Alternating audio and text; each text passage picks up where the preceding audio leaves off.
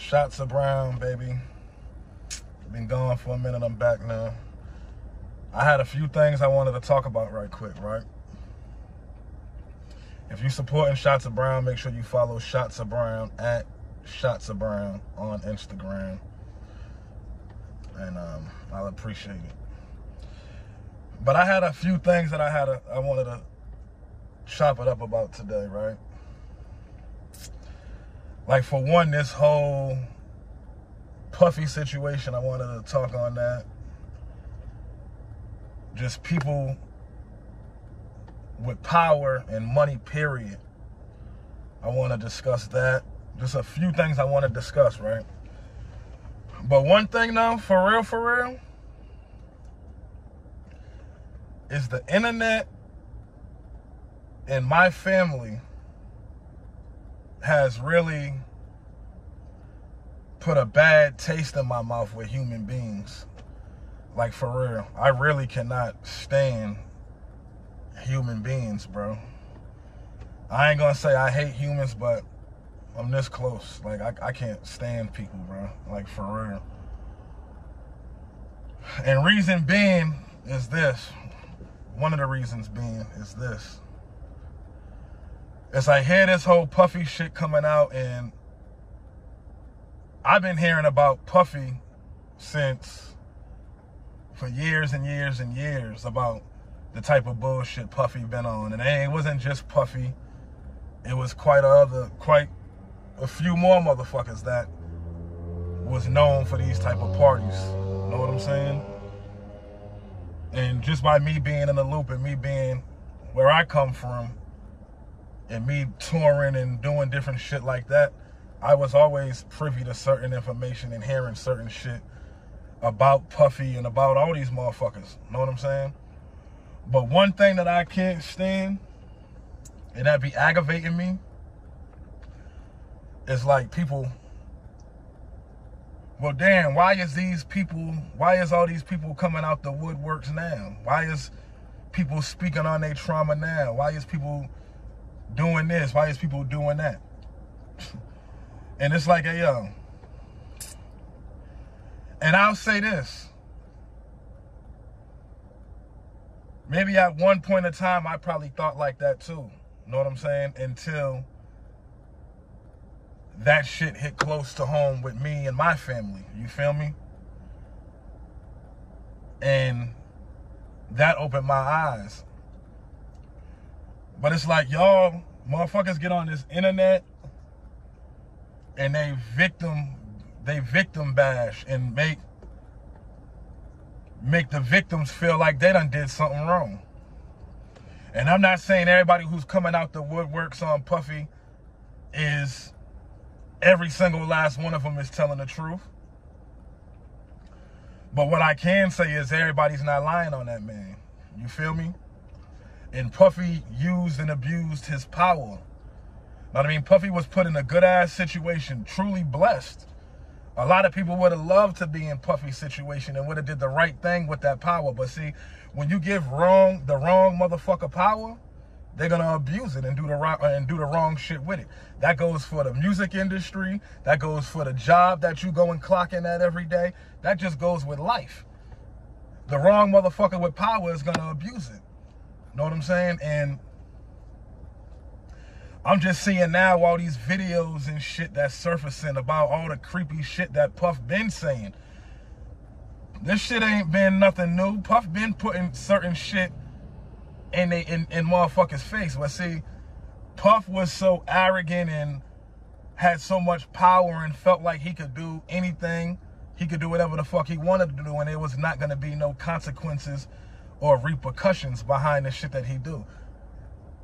Every dog has his day, and I'm not kicking no man while he's down. I'm not trying to kick Puff while he's down or none of that. But as a man, I know that when I go and do some shit, I have to be ready to deal with those consequences when they come. You feel me? And that's the boat he's in right now. He got to deal with these consequences, bro. Know what I'm saying? He done did a lot of fucked up shit to a lot of people. And he used his power to fuck over a lot of people. You feel me? And it's just crazy because, bro, it's just crazy, man. But it's like I'm watching these videos and shit that's surfacing, and then I'm seeing these, how he just talk to motherfuckers, how he run down on people and just talk to them. Like, he done disrespected a lot of grown men. And we seen that on interviews. Know what I'm saying? And then I will say this. The woman and shit that went through all this type of abuse that he went through, I feel sorry for those. The woman. And y'all, I don't, and call me whatever you want to call me. I'll take that. Know what I'm saying? But as far as all these men, all these grown-ass men who got something to say about Puff done did this, Puff done did that, bro, I can't really sympathize with no grown man when it comes to this, because I'm a grown man myself. And if a grown man was to ever try me in those ways, it's only two places that I'm gonna be: the graveyard, because he done killed me, or the penitentiary, because I done killed him. It only goes that way, bro. You feel me? So as far as all these men and shit, I can't really sympathize for that. I apologize. No, actually, I don't. I just can't. Because as a man, you should have handled your business. You ain't have to, nah, bro. Like, all this shit that we've been watching, Puffy disrespecting all these grown men, but see, that goes with power. Know what I'm saying? Puffy had that power, and he was able to talk to these niggas any type of way, and these niggas will fall back because they felt like, if I disrespect Puff or say the wrong thing, that I won't be allowed in certain rooms. He gonna stop this business. He can stop this. He can stop that. Excuse me. Puffy would have just had to stop all my business, but I would have stopped Puffy's business, because the second a grown man calls me daddy, all that extra shit that he was doing with Meek Mill and on Drink Champs with Fabulous and all that shit, man, I would have rocked that boy to sleep. Know what I'm saying? There's no way, as a grown man, I would have allowed another grown man to play with me like that. How Puffy was playing with these grown men. Daddy, I like the way you scraping and scrambling, daddy. What? Man, Puff, I slapped the shit out you, nigga. Bro, it's just crazy. It's just crazy. But that goes to show you power. And see, people will let anything slide over that almighty dollar, man. I'm not letting nothing slide.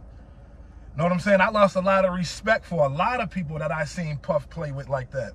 And I'm like, bro, you supposed to be a real one, and you let another grown man talk to you like that? Nah, bro, you ain't solid, because you should have nipped that shit in the bud right then and there.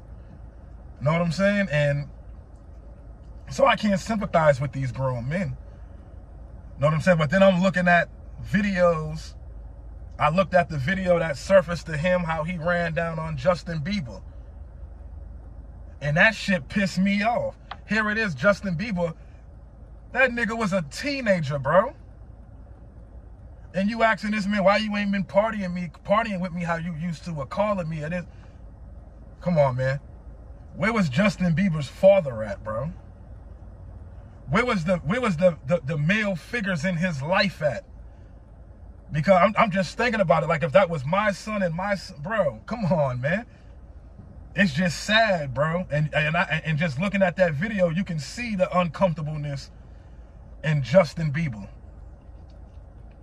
Then I watched them, and I'm not saying that anything happened between him and I don't know. I have no clue. But we know how Puff get down, man. We see all this shit that's coming on, that's coming out. Even with him and Usher. Him bringing Usher to that little camp. And come on, bro. Like, I just want to know, where was some of these people's parents at, bro? like on some real shit, and not to get off subject, but even Aaliyah, where was her parents when she was around all these grown men, from R. Kelly to Dame Dash? Where was her parents? You really allowed your teenage daughter to be around these grown men? I wouldn't give a fuck about the music industry or none of that. You're not about to just, nah, it don't work like that. And then, you know, just the whole shit with how Puff, that video with Justin Bieber, that shit was just creepy, bro. It was just like, that shit really creeped me out. But see, fame, power, and money, man, people will do any and everything for it. You know, here I am on my situation, you know, where I spoke out on some real shit that happened in my family as far as child molestation. And this is something that goes on in many black families, many white families, many Asian families, every color, every religion. This shit goes on. But see, the thing is, people sweep that shit up under the rug and still allow these same people who brought harm to these children to be around, and allow them to keep bringing harm to generations to come. You know, I asked my sisters, man, like, damn, why didn't you know, y'all come and tell me this earlier when it was going on? You know, because then I could have really done something. I could have really done what I wanted to do. But, you know, it's a lot of reasons why, you know what I'm saying? And that's why I begin this video saying, damn, y'all be victim bashing when people come out with certain shit. You can't put a time on, I mean, you can't put a time on that. And I had to realize that with my own sisters. I would have never in a million years thought that I would be dealing with what I'm dealing with right now. When it comes to that with my sisters, I would have never thought I would be dealing with that in my immediate family. You know what I'm saying? And here it is. I dealt with that came to me in my life, and I tried to do the right thing. See, and a lot of people will say, well, Shayne, you know, you never went to the police, you never did that, never did this, never did that, whoop-de-whoop. See, the difference is I'm not no police ass nigga. And I'm not saying that as if I'm just like saying, I'm just above that or anything, but that just never been me. You know what I'm saying? I always been the type of person that if you do me wrong, you do my people wrong, I want to see about you myself. You know what I'm saying? I've never been the type of motherfucker to wish jail on nobody.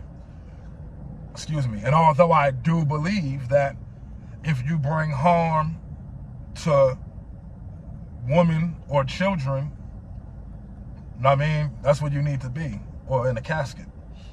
But me, I tried to handle that shit the right way. Family first, in the family. But I couldn't do that because nobody wanted to handle it like that. So I just did what was best for me to get it off my chest. You feel me? And with the permission of my sisters, they was, bro, do your thing. And